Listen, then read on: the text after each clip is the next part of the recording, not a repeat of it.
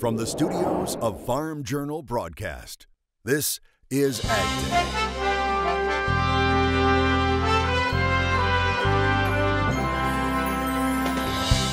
Coming up on AgDay. Everything that we do and every decision that we've made has a purpose behind it. He returned to the family farm with an unconventional approach. Meet another of the top producer finalists. How one rancher became a star at this week's American Farm Bureau convention. I was stunned. And the effects of the partial government shutdown spreading. You know, it's chaos out here. AgDay, presented by the all-new Chevy Silverado, the strongest, most advanced Silverado ever. Good morning, I'm Clinton Griffiths. We begin with the latest on the partial government shutdown, now entering day 26, and more Americans are feeling the impact, especially at some of the country's biggest airports. TSA headquarters urging passengers to arrive at the airport 2 hours ahead of their flights as the number of TSA officers working without pay and calling in sick grows. And if you're flying out of Atlanta, get there 3 hours early. Air traffic controllers also working without pay.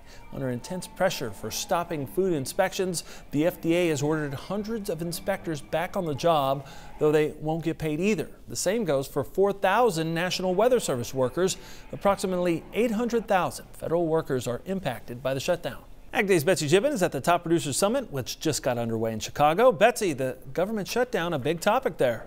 Grain traders and analysts are going on another week without any type of export data, and that's missing information they need in order to help farmers with their marketing plans. When it comes to capturing upside potential or maybe seeing some of that volatility that tends to create some opportunities in the market, no, we don't have enough information right now because the market structure is sitting and waiting to see what the USDA is going to say.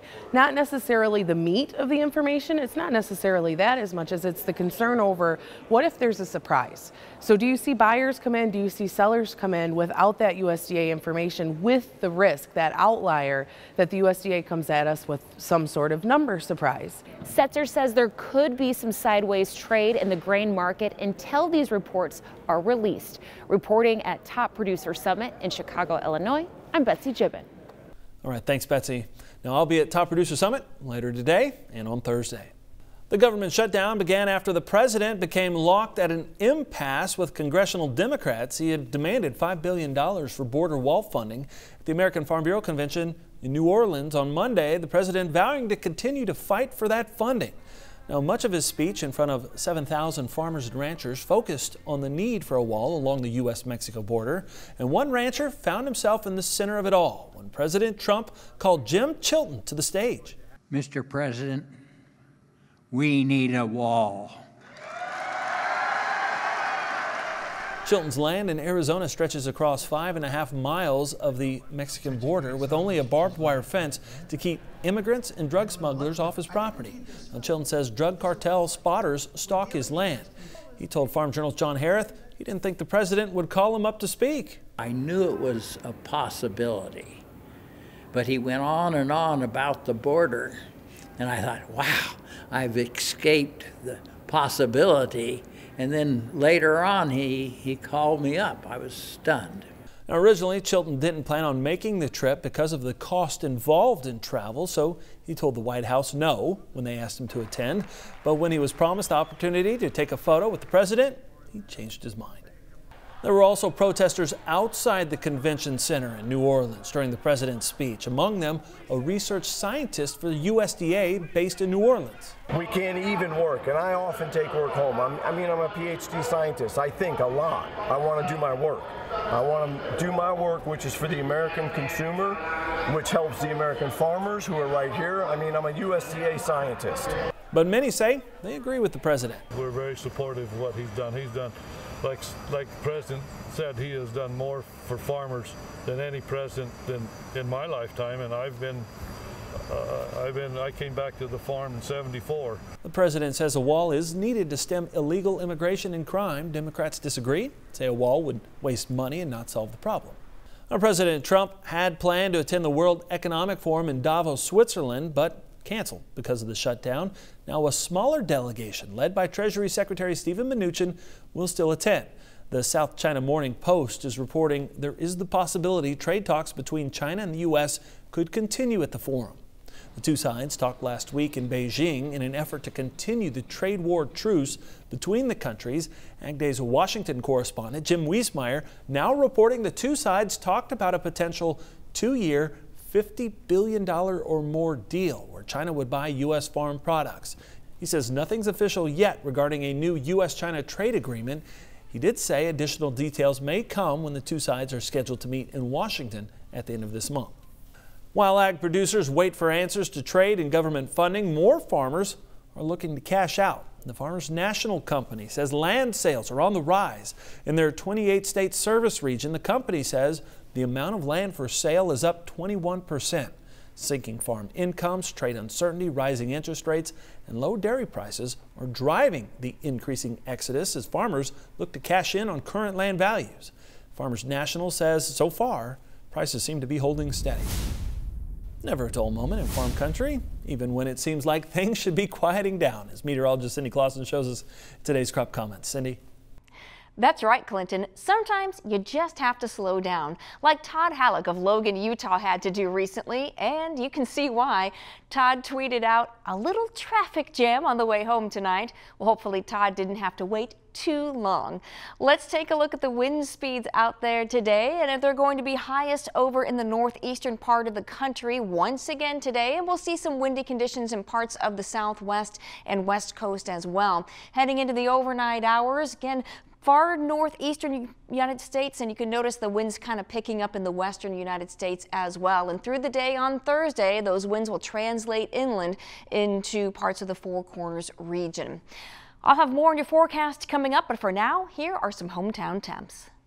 Introducing Farm Journal TV, on demand 24/7. AgDay, Machinery Pete TV. U.S. Farm Report on your phone and tablet. Download the Farm Journal TV mobile app today. We'll talk cotton and current price challenges next at the Agribusiness Desk. And later, we'll meet a Wyoming farmer that changed the family business model with an eye on the future. A finalist for Top Producer of the Year later on In the Country. According to Republican Senator Chuck Grassley of Iowa, U.S. Trade Representative Robert Lighthizer didn't see any progress made on structural issues during trade talks with China last week, and that news pulled the markets lower on Tuesday. More now from the CME. For the most part, we've had a heavy day in grains. Soybeans leading the way lower, down double digits for a good portion of the day. And, you know, we've got a number of things. The dollar is sharply higher on Brexit concerns, but also we had U.S. Trade Representative Lighthizer talking to Grassley yesterday, saying that he doesn't think that there's been any progress made in China as far as intellectual property, as far as transfer of data, transfer of ownership. And so the trade is having a hard time being optimistic about a trade deal with China. The other thing is South American weather. Yes, we've had our issues. They've had their issues. We've had some dryness and some heat. And we have seen production estimates coming down, especially for soybeans. But it seems like the worst of that might be behind us. It's a good crop. It's not a great crop. It's not going to be a record like we saw last year. We're in the time frame where we could see some depressed prices as we get set for acreage. So do keep an eye out for that. But also, news headlines are going to drive the story as well. This is Ted Seifert of Zaner Ag Hedge coming to you from the CME floor. Ashley Arrington with Agri Authority, our guest here at the Agribusiness Desk today. Ashley, let's talk about the cotton market, because following Hurricane Michael, it really changed the dynamic of the cotton industry in the South, at least for this last season. Well, 2018 was just a wild one for sure. We saw the highest of the highs, and then we had heartbreak. We saw go all the way up to 95 cents, and then after Michael, we continued to even deteriorate. And after a natural disaster like that, it's natural for the market to go up, especially on what was projected to be a bumper crop. But we saw further deterioration to the 70s, and like you said, the market's been changed ever since. We've just been a constant tug of war of what's really going on out there after Michael happened. As we saw, you know, what seems to be a short crop in 18, where are we going, and what dynamics are really driving us today, kind of post-harvest? Well, what's really out there at the moment is we don't know how much cotton is actually out there. Harvest was very slow this year. The grades are not going to be great because we had the drought in Texas before. Everybody kind of forgot about that just a little bit because of Michael hitting the southeast. So we had issues all across the crop with quality. So we're thinking about that, and we're also thinking about China. It's a big deal for cotton as well as it is for many crops out there. And at first, cotton seemed kind of unbothered about trade news, but then all of a sudden, it really hit us like a ton of bricks. Yeah. So we've been in a downward spiral since then, and the market kind of took the stance of where we are right now is who cares? Who cares if you have less cotton? Who cares if it's not quality if no one's going to buy it? Sure, we have other buyers. Vietnam has been #1 for the past 3 years, but the market doesn't like uncertainty, and we have that by the 5-gallon bucket full at the moment.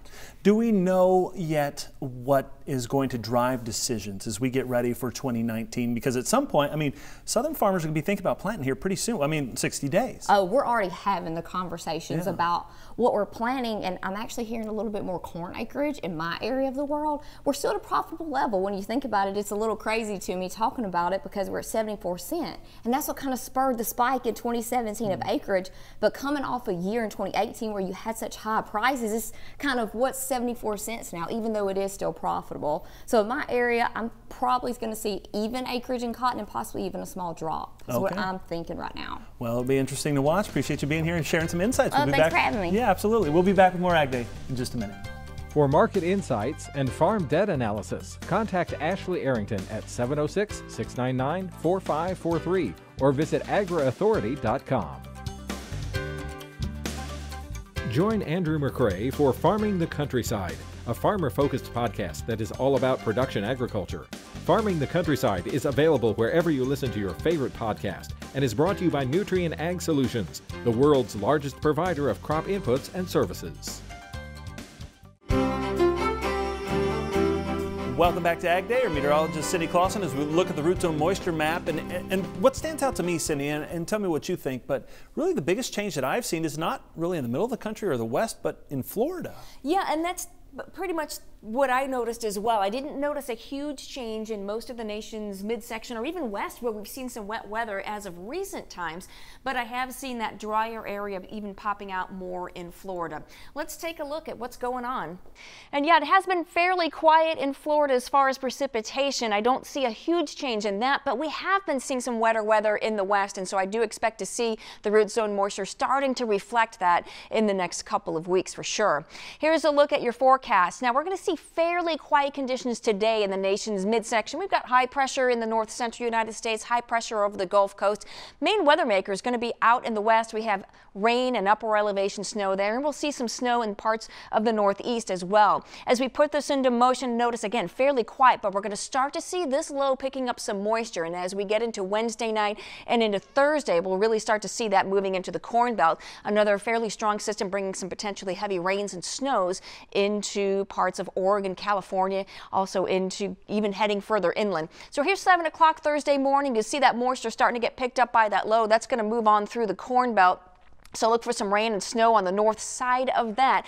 And then we'll see another system this weekend. Good low developing over Colorado, heading to the south, and then right up into the northeast again. So it's going to be another interesting weekend weather-wise with some pretty cold air on the way as well. Precipitation mainly in the west, and that's going to be the same as we head into the next 24 hours with more potentially heavy rain and higher elevation snows there. And you can see there's some of that snow from that low pressure system that's going to be picking up that moisture in the next 24 hours or so. Snowfall has been mainly in those higher elevations out in the west. Let's take a look at those temperatures because we are going to be seeing some chilly ones in the north central United States. 20s and 30s across kind of that northern half of the country, 50s and 60s down south. Heading into the overnight hours, we'll see some single digits and teens for overnight lows. 20s and 30s across much of that kind of central swath. 50s for the most part for the southern United States. And as we get into tomorrow, temperatures should be fairly similar in most areas to today. Looking at that jet stream, and boy, are we going to see some really cold air coming to this weekend. Check out this trough that's going to be coming through, especially later in the weekend. That's going to be a big Arctic blast for the northeastern part of the United States and some active weather as we see a secondary trough coming in for the middle of next week. That's a look at your national forecast. Now let's check out the weather where you live. Haley, Idaho, snow likely for you today with a high of 34 degrees. Breezy Point, Minnesota, mostly sunny but very cold with a high of 11 degrees. And Butler, Georgia, sunny and warmer with a high of 59. Another issue for producers when it comes to the partial government shutdown, and new numbers are in when it comes to the success of Florida's citrus season. That's next. You could win a 2019 John Deere Gator. No purchase necessary. Visit ValentFullyLoaded.com for details and official rules. The Packer reports a good-sized orange crop is coming in Florida. Florida's orange volume should be about 77 million 90-pound box equivalents. Now, most of it will go to processing. Last year's total was about 45 million boxes. The director of communications for Florida Citrus Mutual says the state's orange industry was hit hard by Hurricane Irma. State's growers are also expected to ship 6.4 million boxes of grapefruit and 1.2 million boxes of tangerines. The partial government shutdown impacting an important tool for producers right now. The E-Verify service is unavailable. That service, run by the federal government, allows employers to confirm online the eligibility of newly hired workers. Now, without it, employers run the risk of hiring ineligible workers. The system is mandatory in 8 states. It supplements information that must be provided on Form I-9, something all employers must use. Now, experts say employers should plan to use E-Verify to check on new workers when the shutdown ends.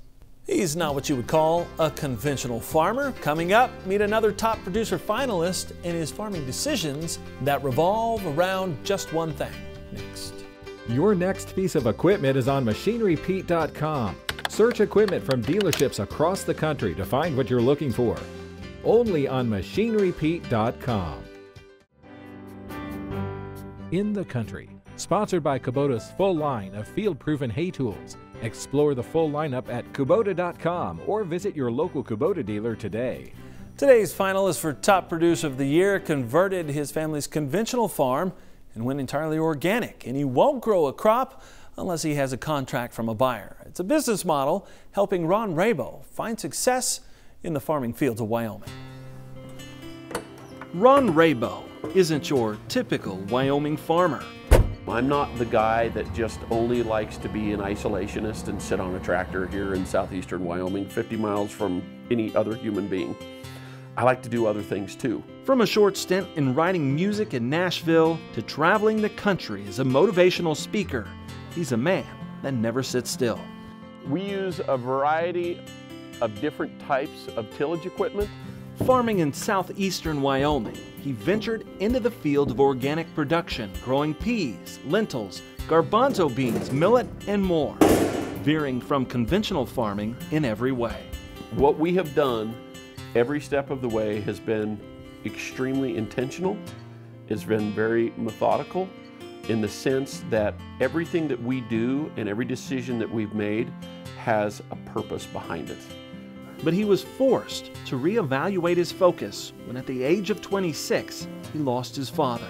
I just really felt that based on what he and I talked about, that I needed to buy his shares to get back in the family ranching operation.